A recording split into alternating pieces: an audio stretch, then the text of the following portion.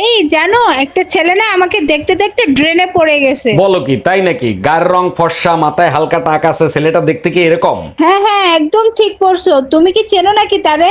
তুমি বাদে সবাই চেনে, ও মদ খেয়ে প্রতিদিন ডেরেনে পড়েই থাকে। মায়া, বিরাট একটা সর্বনাশ হয়ে গেছে, তুই ছাড়া আমারে কেউ বাঁচাইতে পারবে না। তোর সর্বনাশ তো কেউ করতে পারবে না। তুই কার সর্বনাশ করছিস সেটা আগে বল। কনকের বিয়ায় গেছিলাম, খুশির ঠেলায় কনকের আগে আমি কবুল করে ফেলাইছি। সর্বনাশ করছিস? ভুলেও যদি তুই আমার বিয়ে আস, তোর ঠ্যাং ভেঙ্গে হাতে ধরাই দিব। আমার রানী একা একা কি করে? আচ্ছা, তুমি আমাকে রানী বলে ডাকো কেন? চাকরানী নামটা অনেক বড় তো, তাই ছোট করে রানী বলে ডাকি। ওরে আমার জানো, অনেক বুদ্ধি তোমার। আচ্ছা, তুমি আমাকে জানু বলে কেন ডাকো? জানোয়ার নামটা অনেক বড় তো, তাই। তুমি আর ভালো হইলা না। পাশের বাড়ির টুম্পা ভাবি তোমারে থাপ্পড় মারছে কেন? আমি বললাম, ভাবি বৃষ্টির সিজন চলতেছে, কাপড় চোপড় সব খুললে ঘুমাইয়েন। ঠিক কাজ করছে, তোমার কপাল ভালো, জুতা দিয়ে পিটাই নাই। পুরো কথা না শুনেই মারো, রোদে শুকানো কাপড় খুলতে বলছি, তা নাহলে বৃষ্টিতে ভিজে যাবে। এই আপনার লজ্জা করে না? আপনি মহিলাদের টয়লেটে ঢুকছেন। এতে লজ্জা পাওয়ার কি আছে? আপনিও যে কাজ করতে ঢুকছেন, আমিও তো সেই কাজ করতে ঢুকছি, তাই না? দেখেন, এটা মহিলাদের টয়লেট, এটা শুধুমাত্র মহিলারাই ব্যবহার করবে। আমারটা কি মশলা কোটার জন্য তৈরি হয়েছে? ওটাও তো মহিলাদের জন্য তৈরি হয়েছে, তাই না?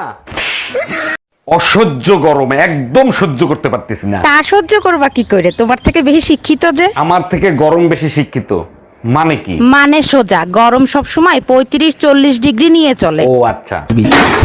আচ্ছা, আগে তো তুমি প্রতিদিন মদ খেয়ে বাসায় আসতা, এখন খাও না কেন? মদ খাইলে হুশ জ্ঞান কিছু থাকে না, মানুষ পকেটের টাকাও চুরি করে নিয়ে যায়, তাই মদ খাওয়া ছেড়ে দিছি। দেখো, আমারই কিন্তু সন্দেহ করবা না, আমি কিন্তু তোমার পকেট থেকে কোনো দিন টাকা নেই নাই। তার মানে মদ খাওয়া ছেড়ে দিছি, তাতে তোমার বড় ক্ষতি হয়ে গেল, তাই না?